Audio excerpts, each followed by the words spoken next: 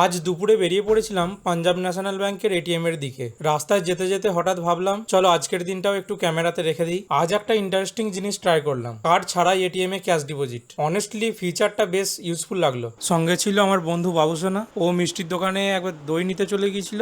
এরপর কাজ শেষ করে বাড়ি ফিরে পড়েছিলাম। जो तेरे संग खाती रातें जिए जो हंसी लम्हे।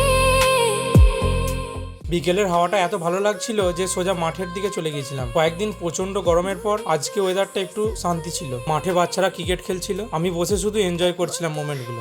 আমার দুই ভাইজি দোকান থেকে স্ন্যাক্স নিয়ে এলো, আমার জন্য চিড়ে ভাজা আর ওদের জন্য বিঙ্গো টেনে মেরে। আর একদম সিম্পল একটা বিকেল। কিছু দিন স্পেশাল হয় না, তবুও মনে থেকে যায়।